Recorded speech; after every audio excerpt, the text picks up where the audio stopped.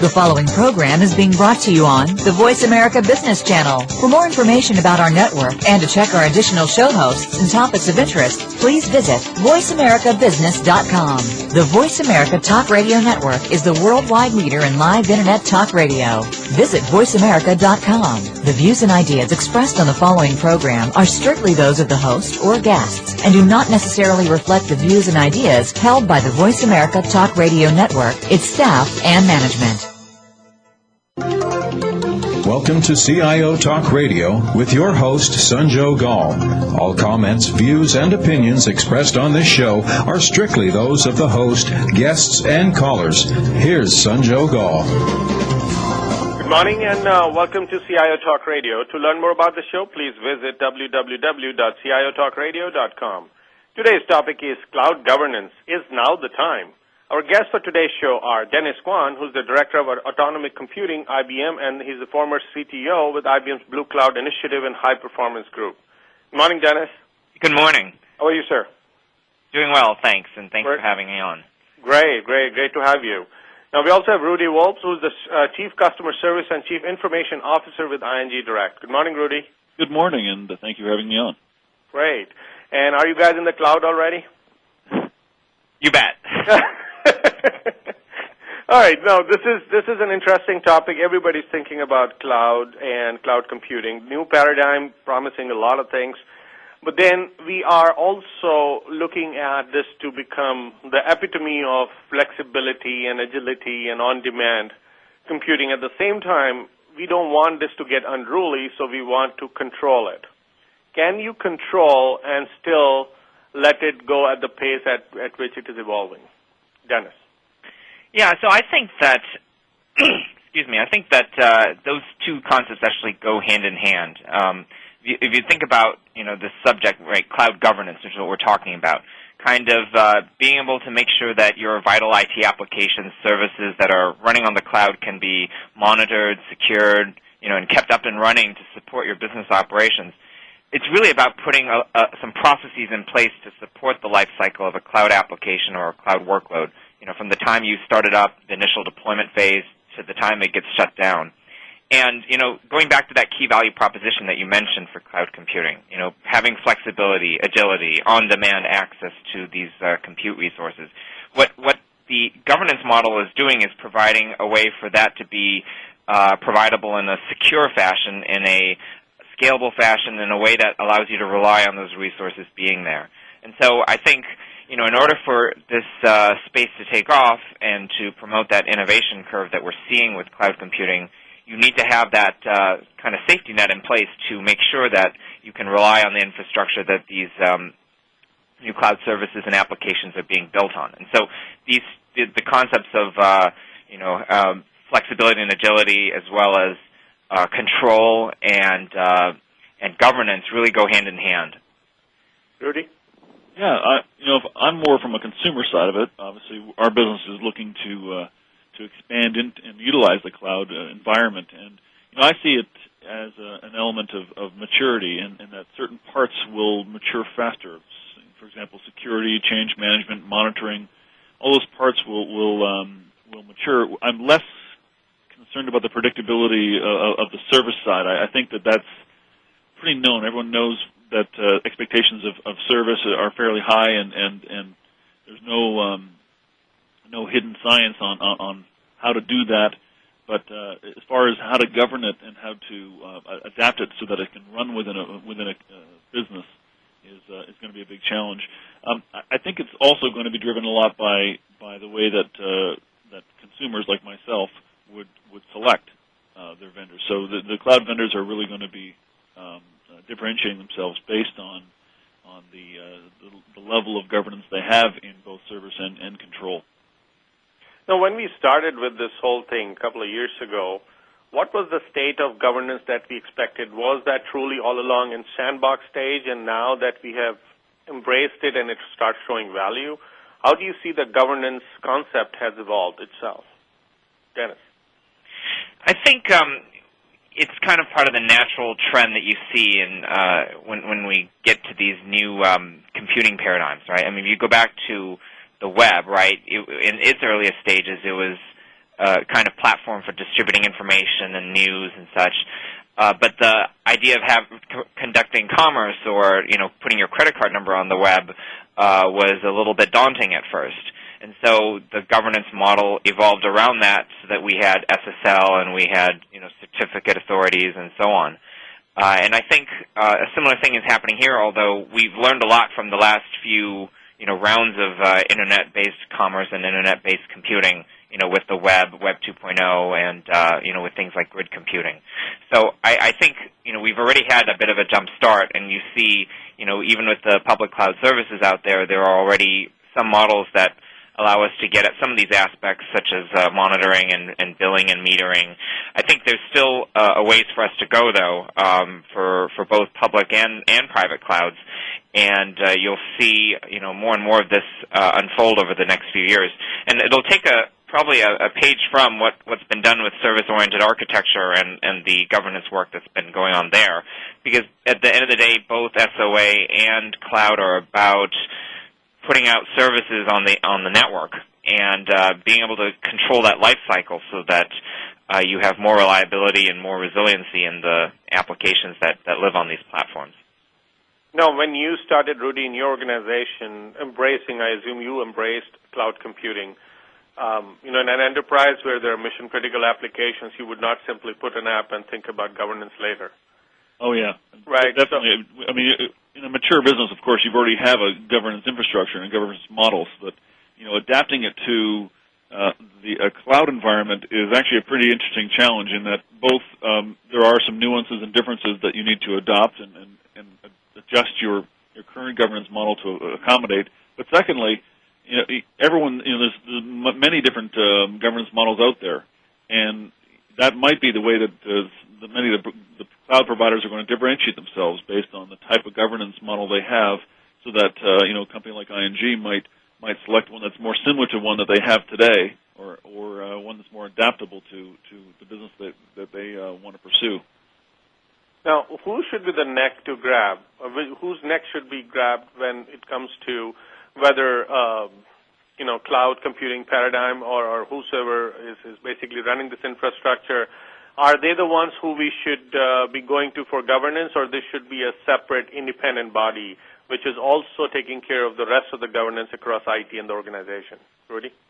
I don't think you could find any centralized authority to do that. I mean, ultimately, the most successful standards have evolved and always evolved through some turmoil and some trial and error. It's ultimately going to be where the dollars go and the providers that provide the best service. So I don't think that you can have one central authority on this. It hasn't. I mean, in some places it's worked, but I believe there's going to be such variety in the levels of service that you expect. For a financial services business, the cloud computing expectations are much different than a 20-person company, and the types of applications or types of services that you're expecting to run in those environments are certainly different. So I think that there's going to be a self-governing side of things where people like cloud providers get together, or like industries get together and set expectations for their industry. Now, would not that be a dream come true, Dennis? In your view, while what is practical versus what should happen, you must be looking at companies across the globe and trying to figure out what's the common denominator, how are they reacting towards this whole governance. What are the typical patterns that you see, and how close are they coming to the ideal state? And what is that ideal state? Right. I mean, I think these are actually very good points that, Rudy and you are bringing up. For example, that a lot of the things that we've observed in working with clients over the last couple of years in different industries around the world is that there are some industry-specific models at play here. The requirements for a bank or a public sector, defense agency is going to be different than the requirements for, say, a company that's, promoting social media. So you need to have the infrastructure in place to allow you to do governance, but it needs to be flexible enough to adapt to maybe you can turn the dial one way or turn the dial the other, so to speak, in order to provide the right levels of control, auditability, security for the kinds of workload and the kinds of data that are being processed in the cloud environment that you're looking at. And I think, if you look at the ideal state, it really is having a governance infrastructure that spans, not just the particular public cloud providers that a company might be using, but also the private cloud infrastructure inside, or the something that spans the combination of those in a hybrid model that gives you the total visibility across your infrastructure, across all of those services that you're consuming in public and private clouds.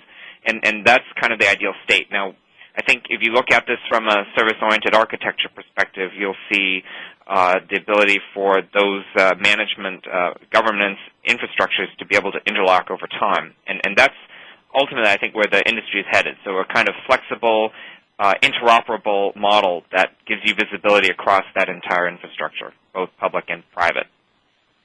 Now, what is the delta between the ideal state, just to itemize or inventory, versus the practical way of implementing governance? Rudy, in your point of view, it's not possible, or in fact it is going to be quite a tall order to get every type of governance under one unit and have them effectively manage it.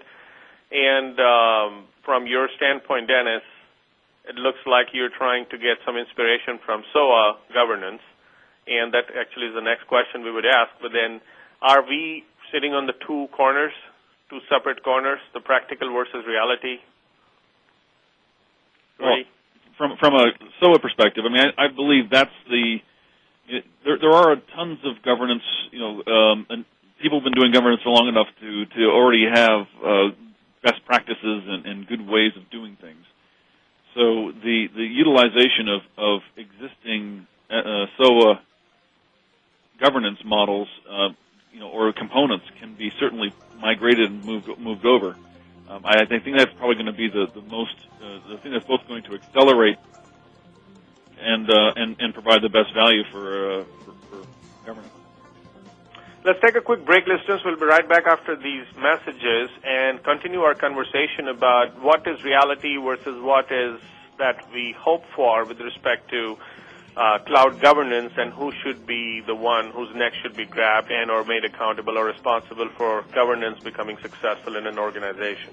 Please stay tuned. We'll be right back.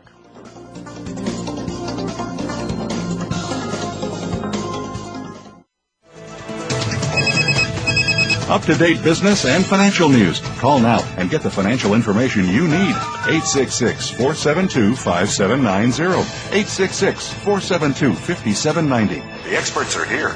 Voice America Business Network.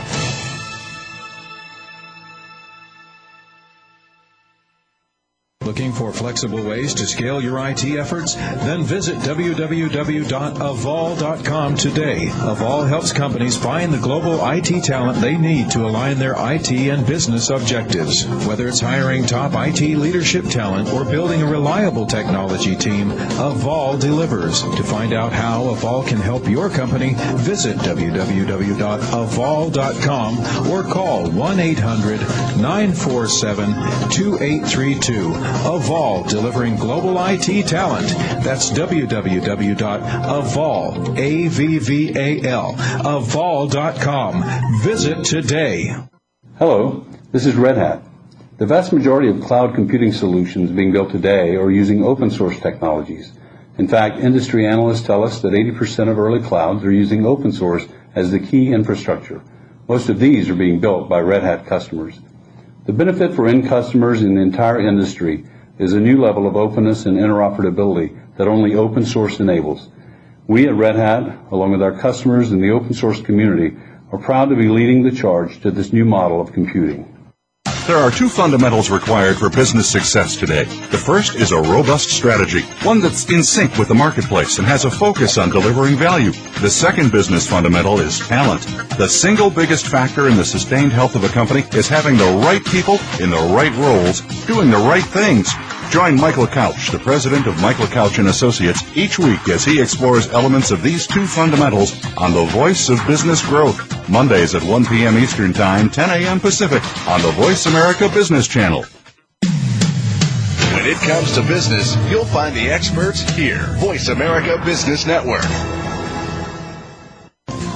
You are listening to CIO Talk Radio.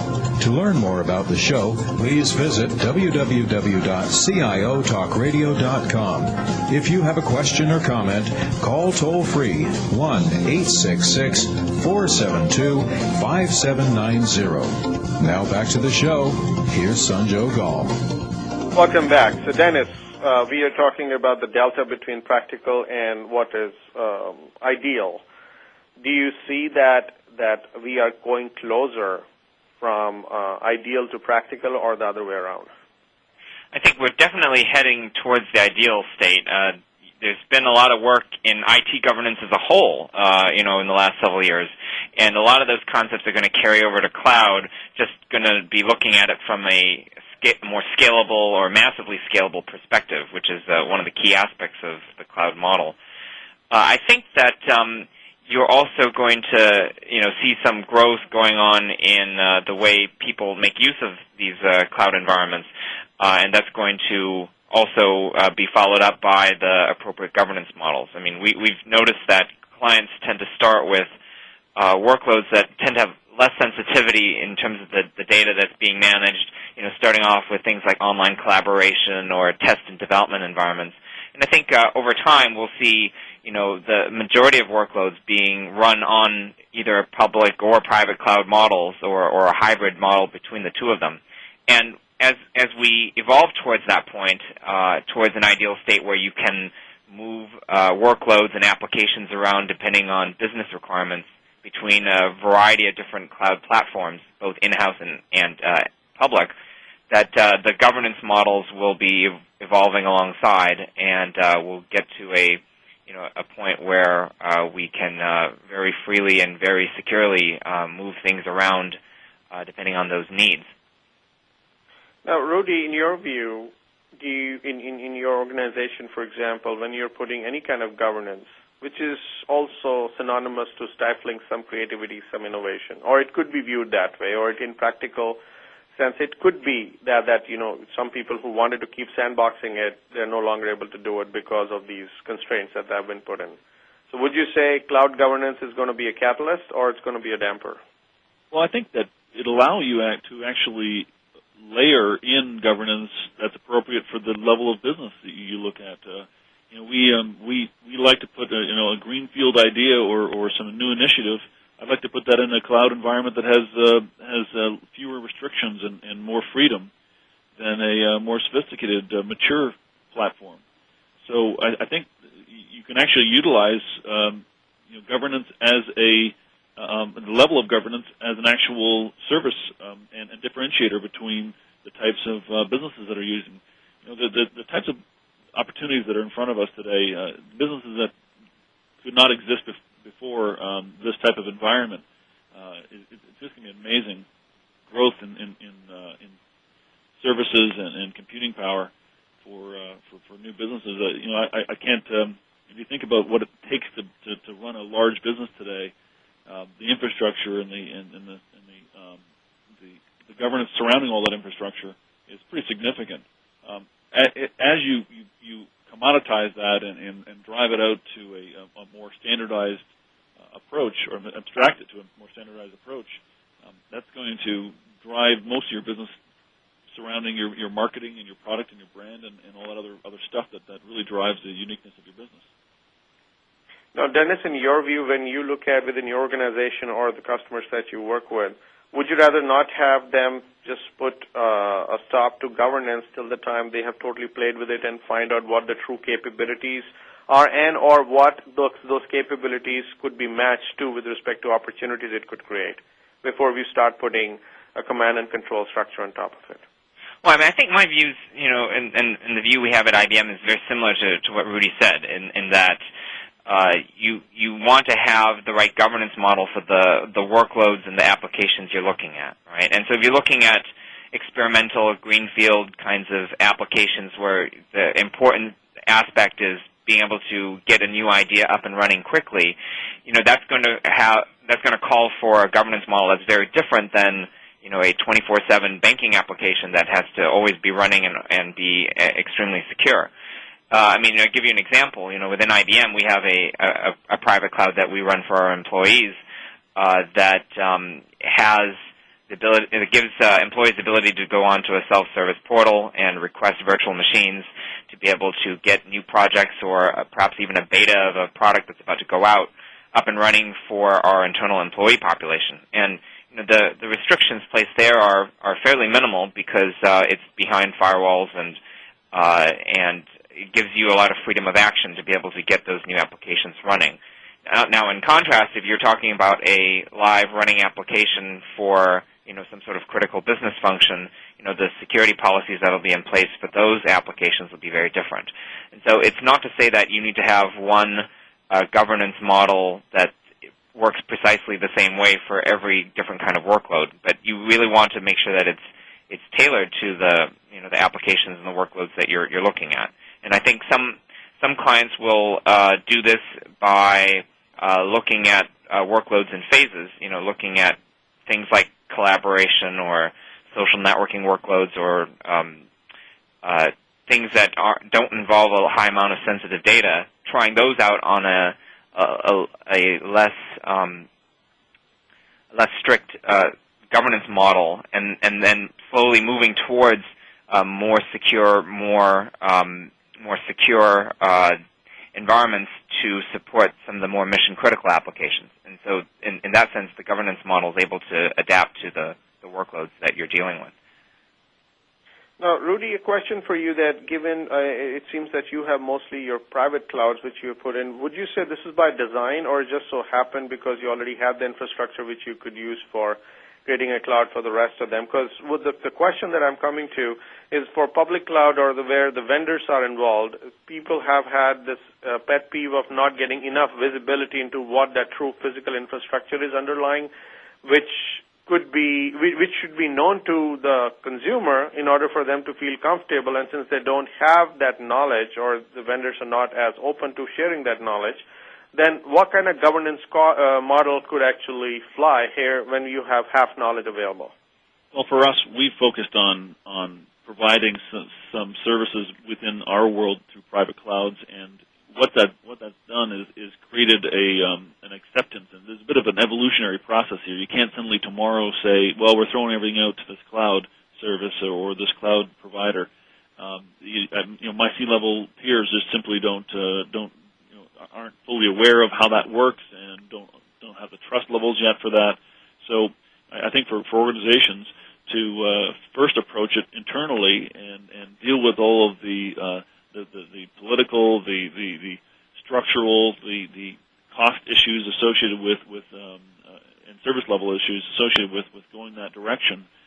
Doing it internally is a great way to explore and evolve both your confidence and your awareness of what you want and what you need and what governance is required. Using your own services is certainly a way to force that. And I think through that experience, you build up the maturity to be a good buyer of other of a cloud provider services, because you know what you want, you know where best to use it within your organization, and you'll know what it partly what it costs, because you've actually done some of it yourself. Now, given that you go through that maturity life cycle in terms of the organization embracing cloud, and now if you were to go out and you still will be posed with the same threat of not having enough control and or visibility into the underlying physical infrastructure, would you as the CIO or your lieutenants be comfortable giving it away? Because now you are also going to be kind of in the same boat where you would not feel that you're in control? Agreed. And the challenge, I guess the solution there is that you end up with, depending on the level of importance, as Dennis said, if it's a banking application, you're going to have multiple providers. Why wouldn't you have just one? Just having multiple or having more transparency in what the services are. But we would evolve to that. I mean, we certainly wouldn't be outsourcing that critical of a service today. But there are other services, voicemail or whatever. There's other variety of services that you could start evolving to and building up your confidence. And there are going to be, tier multiple, high-tier, medium-tier, low-tier providers. I assume IBM is in the world of the high-tier side of things, but that's going to determine where you put these applications and I guess building up your confidence. For me, it's going to be transparency. At some point, I'm just going to expect that electricity comes through the wall, and I'm going to plug in and get that electricity. Now, Dennis, in your world, how much of hand-holding and or nurturing or caressing of these customers you have to do and make them comfortable that, yes, physical infrastructure is fine, you suddenly would not be left, stranded because of this cloud which you're going to subscribe to. How much of that is required, and how much of information and or visibility that you need to provide, after which they will say, yes, we can give it a shot? So I think, Rudy brought up a lot of good points there, that, you're going to want to look at studying how cloud computing will work for a particular, client. And, and a lot of clients have adopted to go down the path that Rudy described, which is to build up a private cloud infrastructure and to be able to understand the characteristics for themselves. And I think once you know that, you start to understand the things that distinguish different cloud computing vendors out there, such as elements of transparency, the physical infrastructure security, and so on. And so when you have those discussions with the cloud providers, you basically know the kinds of questions you need to be asking. Now, IBM have been in the business of providing IT services for organizations for decades now, right? And a lot of the things that we've done over in our history, in hosted applications, in on-demand and grid computing and so on, have allowed us to, not only build up a strong technology base for supporting applications in a very secure fashion, but we've also, built up a long history of running these extremely demanding, mission-critical, highly secure applications. And I think that's one of the factors that certainly goes into people's consideration for what cloud vendor they want to partner with. The reputation, I think, of being able to run these mission-critical applications plays an important role here.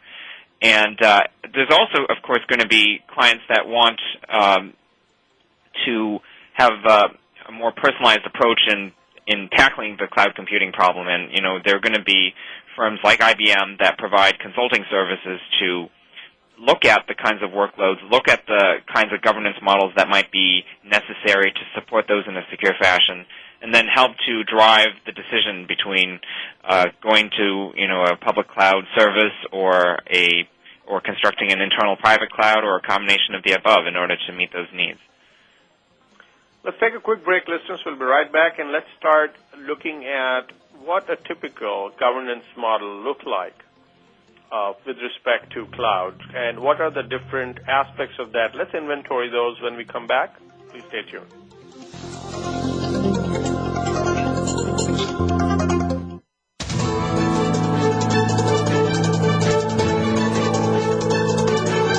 Whether the market's up or down, or if you're looking to improve your portfolio, our experts are ready to talk to you.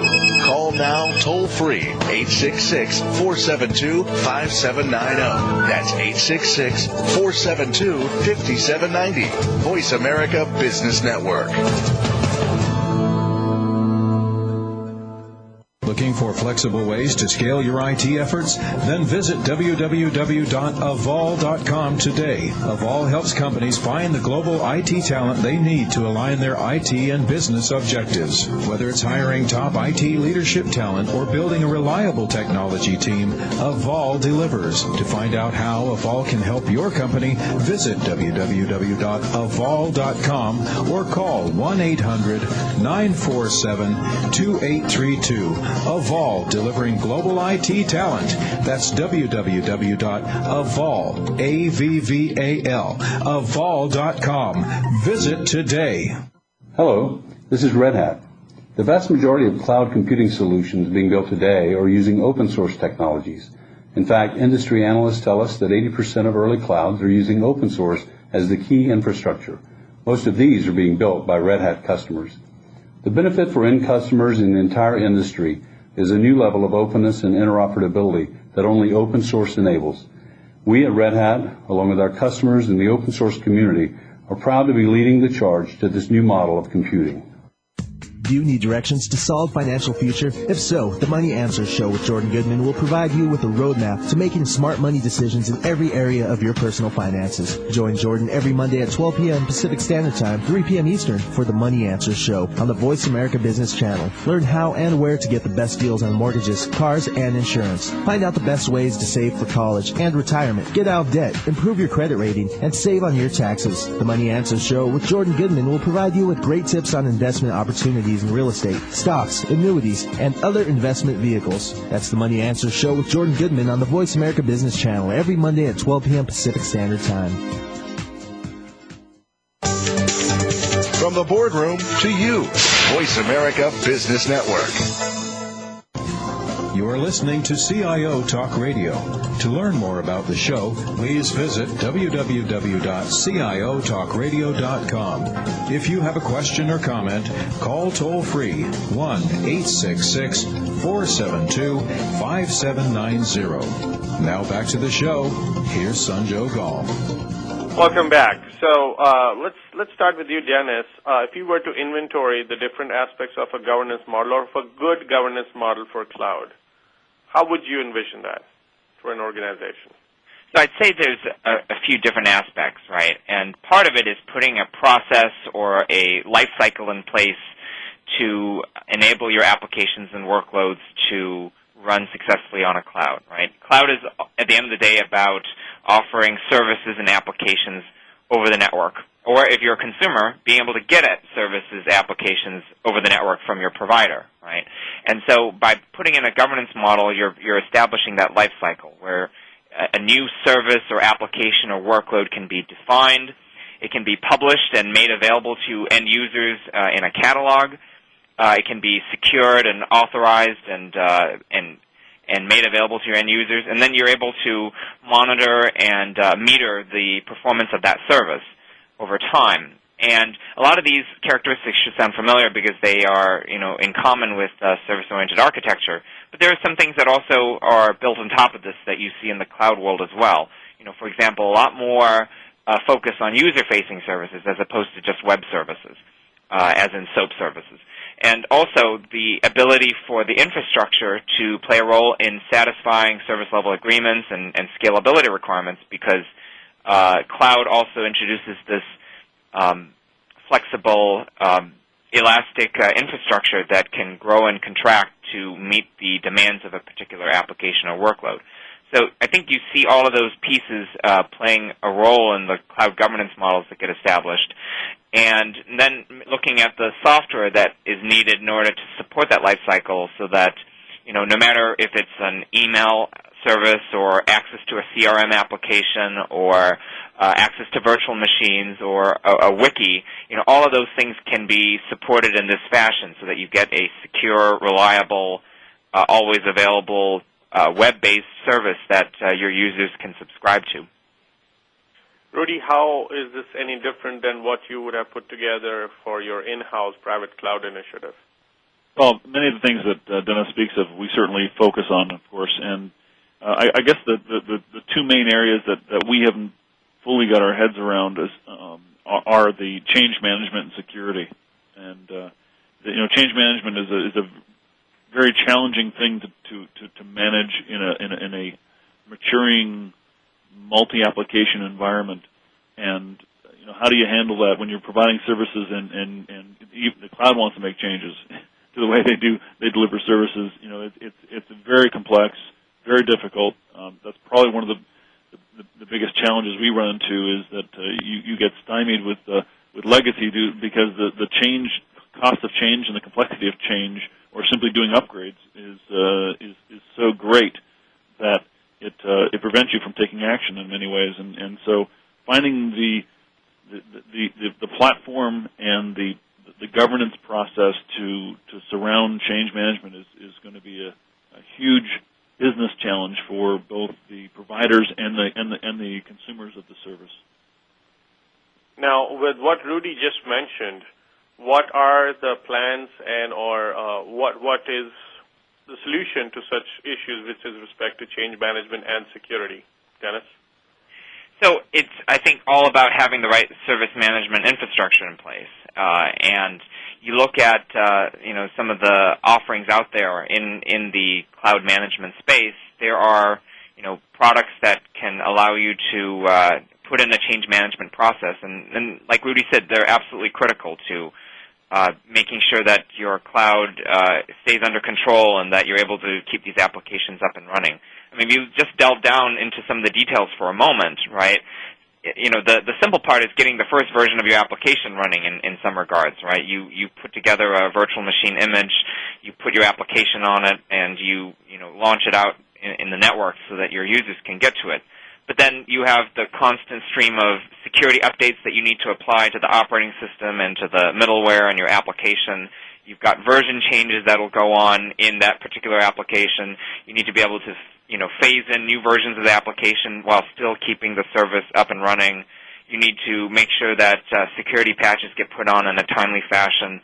Make sure that that happens all while keeping the application up and running. And so if you do it in an ad hoc fashion, you'll end up with 20 million combinations of different security patch levels and application versions sitting on your network, all of which are really large because virtual machine images can take up a lot of space. And so that's why you really need to have that right governance model and the software in place to help you manage those virtual machine images, manage the security policies, manage the compliance to these patch levels in a much more organized fashion. So would you say that what Rudy may be doing and his crew may be doing there may not be what is expected by the cloud environment for change management and or security to not be an issue? Well, I'd say that it's definitely a large challenge to get the right policies and flow in place, right? And often you'll see that those things have evolved over time in a more traditional environment, and those things can be carried over into a cloud-style environment. Now, there are also some efficiencies you can get if you look at applying these things at a cloud virtual machine level. And a lot of the change management and image management products that you can find out there from cloud vendors like IBM help you to do this, so that, your clouds, as they grow from the hundreds to the thousands to the tens of thousands of virtual machines, you're able to, keep on top of all of these changes that are constantly going on in your environment. So, Rudy, did you get an answer now? You're all good and dandy? Yeah, I'll sign up tomorrow. Certainly that's the expectation that we have, that there are solutions out there, and they're growing in maturity and adoption. It's a maturity cycle that's both at the vendor, the provider side, as well as the consumer side. For us to both adapt our processes and our confidence and even budgeting to change the way we budget. We've got a process, and we built, our mandate is delivering, simple financial products at a very, very low cost. We're the Walmart of banking, and we can deliver financial services very, very cheap, and we do that through leveraging, every cost scenario possible, every cost leverage opportunity in the IT community. We've done it. We've certainly proved that we could do it, and cloud computing is going to be a instrumental part of that in the future. However, there's parts of it that we're not turning on yet, and we've got some time to learn more and to experiment before we can find the right cost control structure for us. Now, with respect to your the skepticism that exists in the stakeholders, what do you think is the uphill battle people need to fight in order for them to, in the first place, they brought cloud in and they allowed the sandboxing there, but now that you're bringing in, how much of upfront education would you say that you had to impart or have to impart in order for them to understand this, and then would the cloud governance picture that you're going to paint in front of them is enough for that executive management to feel comfortable and allow you to switch it on? Well, their expectations are fairly high, and that is, they want to see they've got a lot invested and a lot riding on the services that need to get provided, and they don't want to hear that some other vendor messed up or the cloud vendor is not doing the job. At the end of the day, it's my job. Vendors don't screw up. When something goes down in our shop, it's not the vendor's fault. It's my fault. I selected the vendor. I set up the infrastructure. I set up the governance surrounding that vendor. So the buck has to stop with me, and that's what their expectations are. And they actually, as well as there's still a bit of a feel-good physical aspect of I want to see the equipment that stuff's running on. I want to see the environment. I want to see. I want to have comfort that it's in a place that they're happy with it or is consistent with the brand image of the business. We're a very large, well-structured, transparent business. If you walk into our data center, you can eat off the floor, but you can also it's all glass. I mean, you can see everything everywhere all the time. What's your flavor of the convincing exercise and/or education that you have to impart, Dennis, when you go about trying to have these enterprise customers, maybe not the CIO or maybe including the CIO, to understand the value and/or get convinced that yes, they should switch it on and maybe go with you or at all go with cloud computing? Well, I'd say that certainly, as Rudy said, it's a matter of establishing trust with the provider, right, and also with within the company itself that these are mature technologies that can be relied upon. And I think you build that up over time. You start with workloads like collaboration and test and development, where you can see an immediate return on investment, and you can prove out the case for this stuff for moving to cloud computing. And then over time, you move on to more complex and secure workloads as the trust level becomes more established.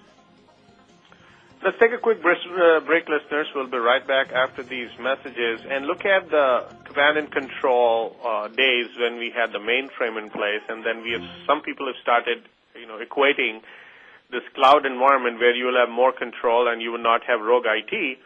But then there is also another parallel world that exists which advocates that let's move all computing towards the end user and let them have the opportunity to use whatever tool or software that they want to use to get their job done, and even more effectively or efficiently than what a centralized controlled IT would do. Can we make these two environments coexist, or one is better than the other? Let's talk more about this when we come back. Please stay tuned.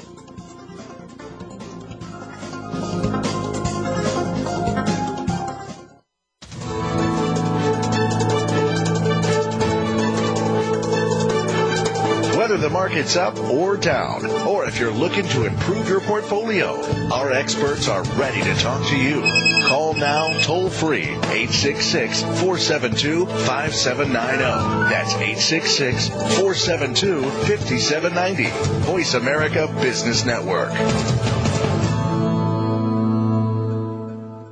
Looking for flexible ways to scale your IT efforts? Then visit www.avol.com today. Avol helps companies find the global IT talent they need to align their IT and business objectives. Whether it's hiring top IT leadership talent or building a reliable technology team, Avol delivers. To find out how Avol can help your company, visit www.avol.com or call 1-800-947-2832. Avol, delivering global IT talent. That's www.avol, A-V-V-A-L, avol.com. Visit today. Hello, this is Red Hat. The vast majority of cloud computing solutions being built today are using open source technologies. In fact, industry analysts tell us that 80% of early clouds are using open source as the key infrastructure. Most of these are being built by Red Hat customers.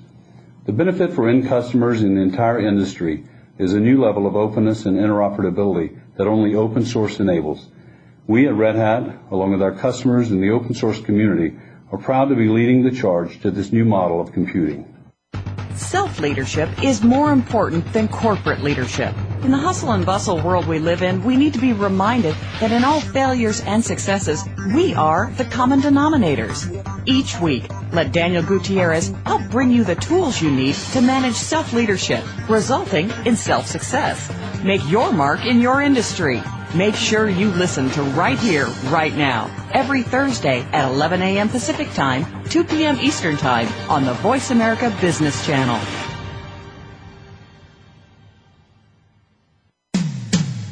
When it comes to business, you'll find the experts here. Voice America Business Network. You are listening to CIO Talk Radio. To learn more about the show, please visit www.ciotalkradio.com. If you have a question or comment, call toll-free 1-866-472-5790. Now back to the show. Here's Sanjo Gall. Welcome back. So, excuse me, what do you think we could do to make what you call a shadow IT or a parallel IT environment coexist with this cloud computing environment, which is taking us more into a centralized command and control? So, Rudy, what do you think about this? Well, it's one of the biggest challenges that CIOs have is that there's continuous demands and challenges to the centralized structure of a traditional IT shop, and part of that is because of speed of delivery and cost and closeness to the actual business and their needs.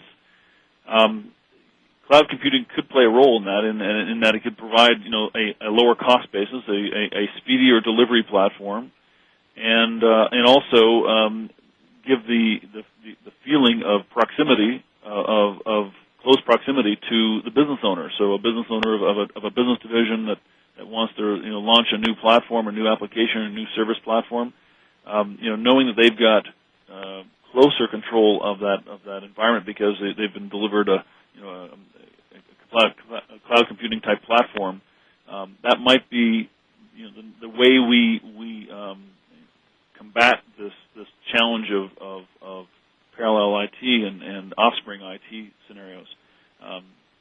So I think there's certainly some opportunities there.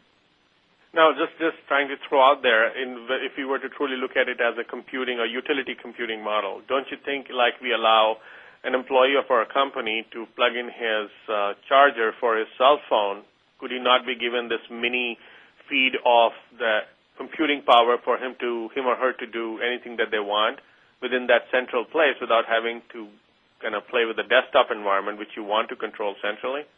Yes, and the part of the responsibility of IT is to provide that safe but powerful environment. We use Citrix a fair amount, and we use it to provide a sandbox in which someone can do a business activity and not fall at risk of violating any security controls or other data breaches of various sorts. So that's a control mechanism that you can deliver, and so cloud computing can deliver the same thing. It can provide that sandbox with the appropriate controls, and that's what we're talking about here today, which is how do you put the right governance in place so that sandbox is trusted, reliable, and consistent. I think there's opportunities there, and that's where cloud computing can deliver some value.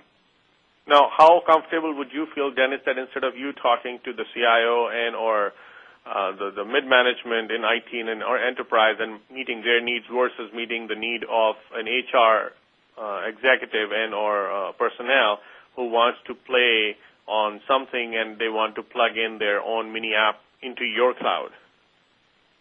I think that's one of the things that cloud computing is looking to provide, right? Is people have talked about it as a kind of democratization of compute power, right?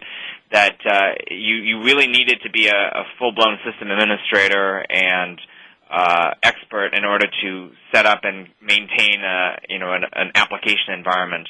Whereas cloud computing, by centralizing a lot of these management functions, you're able to make it a lot easier for both experts and folks who are trying to try things out for the first time to be able to get access to these resources. Now, I think in the process of setting up these environments and in the process of setting up these governance models, you're able to provide sandboxed environments for new applications to get experimented with. And it might be, someone trying on their personal time to understand some new technology. It might also be a new product or a new application that's about to go out, and you want the same sandbox restrictions to make sure that the application isn't misbehaving or, unexpectedly because of a bug or an error. So, those same kinds of safeguards are really there for both purposes. And I think it's also going to be beneficial for innovators who, want to have that lowered barrier to entry so that they can get access to resources and get started on working on those projects as opposed to spending, 90% of their time going through approval processes to buy machines and becoming system administrators themselves. Now, question is, would you change your governance model? Rudy, this is for you. If you were to involve a vendor versus doing it internally? Great question. I think that we probably adapt or do a subset of our governance model to certainly connect in with a cloud vendor. I don't know today. I don't know how different they all are. We've not done a lot of shopping on that front, but we would probably allow for some adoption and variation in our governance model to accommodate the cloud environment. Mainly because ours is a homegrown solution with using best practices from the industry, but it hasn't taken in all the considerations of what cloud computing delivers as far as new challenges and new issues. So I think that we'd have to adapt in some ways, but I'd treat it as an offspring at the beginning and as a subset, and then maybe in the future as I mature my environment and continually evolve my control environment, maybe the way I treat my own control environment is the same as I treat the cloud environment. So it might merge back to being one governance model, and it's irrelevant where the electricity and where the equipment's running. 30 seconds. Dennis, do you agree with what Rudy said? Or would you do it any differently if you were to have 20 customers asking their own different governance models, or would you have one standardized one? I mean, I think certainly there are some services that are going to have standard governance models, and for economic reasons, clients may choose to adapt to those existing service models. Governance models. But I think certain more mission-critical applications, there are going to be 20 clients knocking on, our doors or other cloud providers' doors and expecting the IT provider, the cloud provider, to conform to those levels. And it really is key to have that kind of flexibility in your infrastructure to support, those custom governance models, which are critical to certain kinds of workloads and data.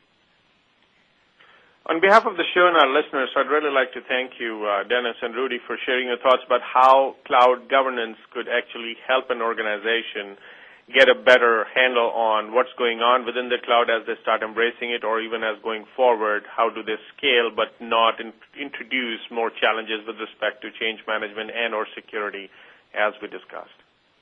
Thanks for having us. Thank you. Thank you again. Now, there's no doubt that cloud computing has brought us the capability for building a truly scalable and an on-demand enterprise.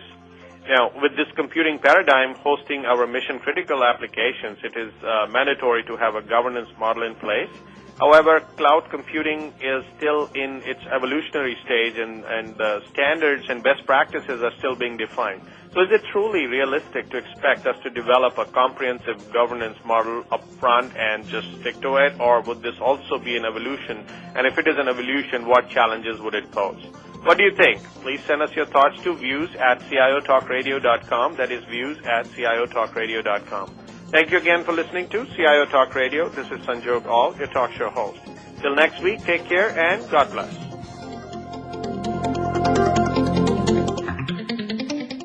Thank you for tuning in to CIO Talk Radio. To learn more about the show, please visit www.ciotalkradio.com. Join Sanjog Aul next Wednesday at 9 a.m. Central, 7 a.m. Pacific for another hour of CIO Talk.